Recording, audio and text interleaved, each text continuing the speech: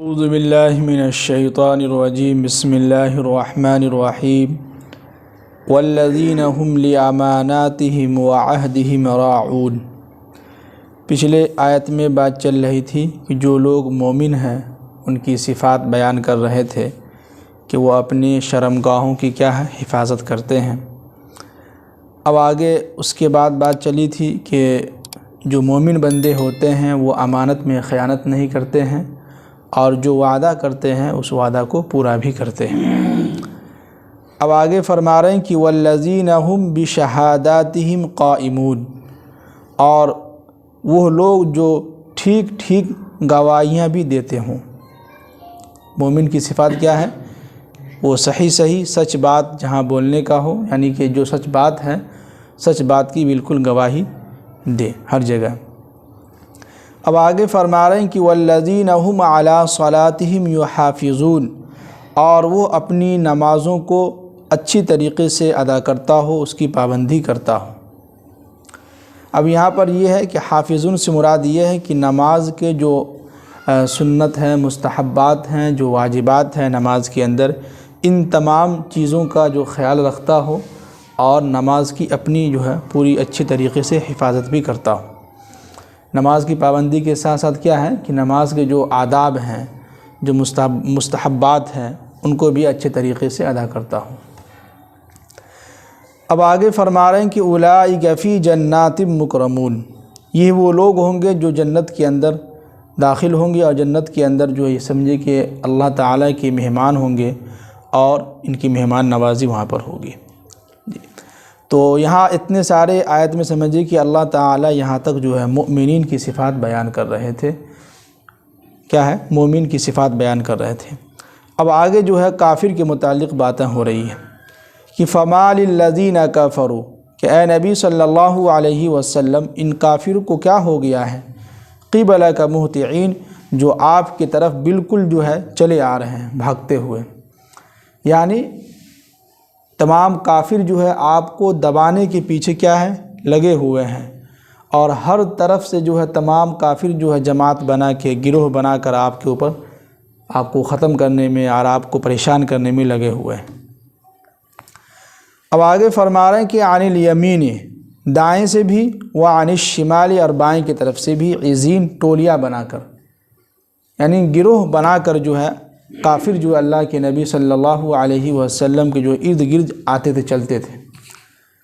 اور جب اللہ کے نبی صلی اللہ علیہ وسلم قرآن پاک کی تلاوت کر کے سناتے تھے یا تلاوت کرتے تھے تو یہ کافر جو ہے ان کی دونوں طرف جو ہے ایک ٹولیاں بنا کر بیٹھے ہوتے تھے اور مذاق بناتے تھے کہ دیکھو یہ محمد کہہ رہا ہے کہ جنت میں ہم لوگ جائیں گے، تو کافر کیا کرتے تھے، یہ جنت میں جائیں گے تو ہم ان سے پہلے جنت میں پہنچ جائیں گے۔ کیا ہے؟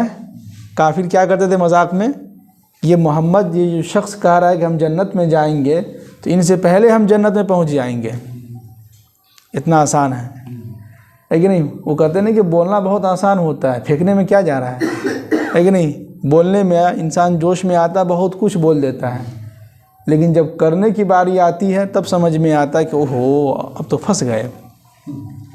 جی اب آگے فرما رہے ہیں، اب آگے اللہ تعالیٰ اس کا جواب دے رہے ہیں کہ ایطمع کل امرئ منہم، کیا ان میں سے ہر شخص یہ لالچ رکھتا ہے کہ ان یدخل جنت نعیم، کہ ہم ان کو نعمتوں والی جنت کے اندر داخل کر دیں گے، ہے کہ نہیں؟ کافر بھی جنت میں جانے کی خواہش کرتے تھے، لالچ، حرص جس کو کہتے ہیں، اس لیے کہ اچھی چیزیں جس کے بارے میں لوگ سنتا ہے تو ہر ایک انسان کی خواہش ہوتی کہ وہ ہم لے لیں، ہے کہ نہیں؟ تو کافر کیا جو ہے کہتے تھے کہ یہ محمد جو کہہ رہا ہے کہ جنت میں ہم جائیں گے تو ان سے پہلے ہم جنت میں چلے جائیں گے۔ تو آگے اللہ تعالیٰ سوال کر رہے ہیں کہ کیا ان میں سے ہر شخص یہ چاہتا ہے، یہ لالچ رکھتا ہے کہ نعمتوں بھری والی جو جنت ہے کہ ہم اس کے اندر جو اس لوگوں کو داخل کر دیں گے؟ تو آگے اللہ تعالیٰ اس کا جواب دے رہے ہیں کہ کلا، ہرگز ایسا نہیں ہو سکتا ہے۔ کیا ہے کہ کوئی آدمی اگر پیسہ نہ دے، محنت نہ کرے تو اس کو پیسہ مل سکتا ہے؟ بالکل نہیں، تو کام ہی ایسا ہو ہی نہیں سکتا ہے کہ آپ بیٹھے بیٹھے دن بھر بستر پر سوئے رہیں آپ کو پیسہ مل جائے، مزدوری مل جائے آپ کو، تو اسی طرح اللہ تعالیٰ کیا کر رہے ہیں کہ کلا، ہرگز ایسا نہیں ہو سکتا ہے، انا خلقناہم، بے شک یہ جانتے کہ ہم نے ان کو کس چیز سے پیدا کیا ہے، مما یعلمون، جسے وہ خود یہ جانتے ہیں۔ یعنی انسان کو اللہ نے ایک نطفے سے جو پیدا کیا ہے تو وہ نطفہ ایک ہی مہینے میں بچہ بن کے تیار نہیں ہو گیا ہے کہ نطفہ ڈالا اور جو ہے 1 مہینے کے بعد بچہ جو پیٹ سے باہر آ گیا ہو۔ اس کے بھی کچھ مراحل ہیں نا، 9 مہینے عورت جو ہے پیٹ کے اندر جھیلتی ہے بچے کو، 9 مہینے کے بعد جو ہے سو تب جا کے بچہ پیدا ہوتا ہے۔ تو ایک مراحل اللہ نے رکھا ہر چیز کا، فری فوکٹ میں نہیں ہوگا، ہے کہ نہیں؟ جنت میں اگر جانا ہے تو دنیا کے اندر سب سے پہلے اللہ پر اور اس کے رسول پر ایمان لانا ہوگا، پھر اس کے بعد لانے کے ساتھ ساتھ صرف یہ نہیں کہ ہم اللہ اس کے رسول کو مانتے ہیں، ان سے محبت ہے، نہیں، وعامل الصالحات، نیک اعمال بھی کرنے ہوں گے، یہ شرط ہے۔ کیا ہے؟ نیک اعمال کیا کرنے ہوں گے، تب جا کے اللہ تعالیٰ کہتے ہیں کہ ہم جنت میں ان کو داخل کریں گے۔ باقی جو مومنین کی جو صفات بیان کی ہیں اللہ تعالیٰ 10-12 آیت میں، ان میں سے دیکھا جائے تو بہت کم لوگ اس میں اتر پائیں گے، ہے کہ نہیں؟ اگر دیکھا جائے تو بہت کم لوگ، گنے چنے لوگ جنت میں جا سکتے ہیں۔ جتنے صفات اللہ نے مومن کے بیان کیے ہیں جنت میں جانے کے لیے، ان میں سے ہم لوگوں کے اندر بہت مشکل سے 1-2 ہوں گے، باقی سب نہیں ہوں گے، لیکن پھر بھی اللہ تعالیٰ کہتے ہیں کہ میری مرضی ہے، میں چاہوں گا تو انشاءاللہ ان کو جنت میں داخل کر دوں گا، اگر نماز اچھی ہوگی تب، ہے کہ نہیں؟ اب آگے فرما رہے ہیں کہ فلا اقسم، اب میں قسم کھاتا ہوں ان جگہوں کی، ان مقامات کے مالک کی جہاں سے ستارے نکلتے ہیں، برب المشارق والمغارب، اور جہاں ستارے ڈوبتے ہیں، انا لقادرون، بے شک ہم تمام چیزوں پر کیا ہیں؟ قادر ہیں، یعنی ہر چیز ہم کر سکتے ہیں۔ جس طرح دنیا کے اندر بغیر اسباب کے، بغیر پاؤں ہاتھ ہلائے کوئی چیز نہیں مل سکتا ہے، اسی طرح آخرت میں مرنے کے بعد بھی آپ بغیر نیک اعمال کے جنت میں نہیں جا سکتے۔ شرط کیا ہے جنت میں جانے کے لیے؟ نیک اعمال ہے۔ اب آگے فرما رہے ہیں کہ علی ان نبدل خیرا منہم، اور ہم چاہیں تو ان سے بہتر لوگوں کو دنیا کے اندر پیدا کر سکتے ہیں۔ یعنی ان کافروں کے بارے میں اللہ تعالیٰ فرما رہے ہیں کہ اگر ہم چاہیں تو ان کو تباہ و برباد کر کے ان کی جگہ پر دوسری قوم کو پیدا کر سکتے ہیں۔ اب آگے فرما رہے ہیں کہ وما نحن بمسبوقین، اور ہمیں کوئی ہرا نہیں سکتا ہے۔ یہ کون کہہ رہے ہیں؟ اللہ تعالیٰ، کہ اگر ہم چاہیں تو تمام لوگوں کو زمین کے اوپر سے ختم کر سکتے ہیں اور ان کی جگہ پر کسی دوسرے قوم کو پیدا کر کے ان سے ہم دین کی خدمت، دین کا کام لے سکتے ہیں۔ اور وما نحن بمسبوقین، اور ہمیں کوئی ہرا نہیں سکتا ہے، ہم سے کوئی سوال نہیں کر سکتا ہے، ہم سے کوئی پوچھ نہیں سکتا کہ آپ نے ایسا کیوں کیا، یہ اللہ کی مرضی ہے۔ اب آگے فرما رہے ہیں کہ فذرہم، وہی آیت جو پیچھے جو ہے گزری تھی سورہ حاقہ میں، کہ فذرہم، اے نبی صلی اللہ علیہ وسلم ان کو اپنی حالت پر رہنے دیجیے، فذرہم، ان کو چھوڑ دیجیے، رہنے دیجیے، یخوضوا، ان کو اپنے کام میں مست مگن رہنے دیجیے، ویلعبوا، اور ان کو کھیل تماشے میں لگے رہنے دیجیے، چھوڑ دیے، ہٹائیے، آپ ان کے پیچھے پاگل نہ بنیے، ان کو صرف ہمارا آپ کا کام اتنا ہے کہ صرف سمجھانا ہے، باقی ان کو اپنا کام میں مست مگن رہنے دیجیے، کھیلو لعب میں لگے رہنے دیجیے۔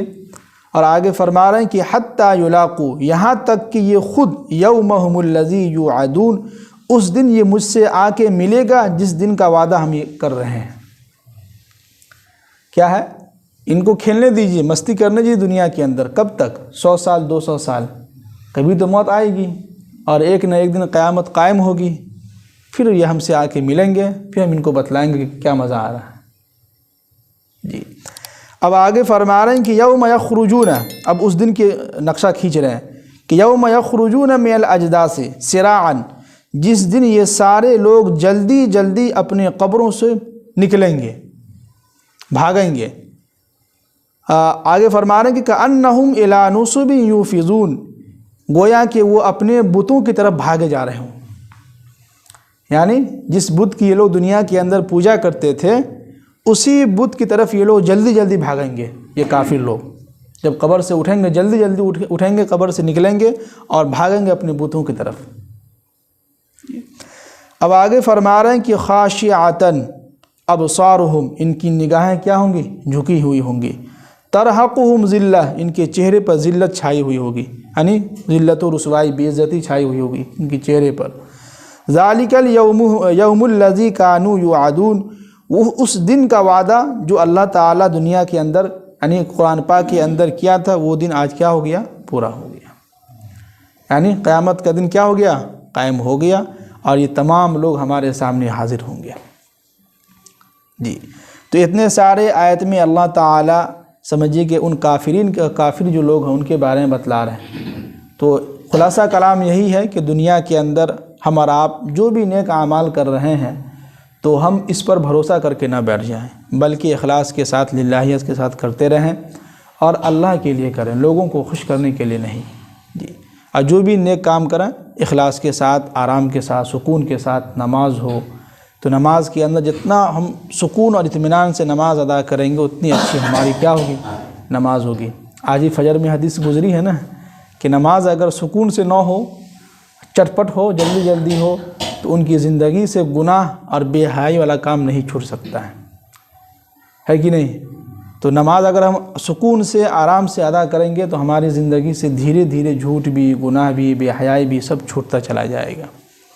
اور ابھی تک اگر نہیں چھوٹ رہا ہے تو ہمیں اکیلے میں بیٹھ کے غور کرنا ہوگا کہ کہیں نہ کہیں ہماری نماز خراب ہو رہی ہے، ہماری نماز اللہ کو قبول نہیں ہے، سوچنا ہوگا.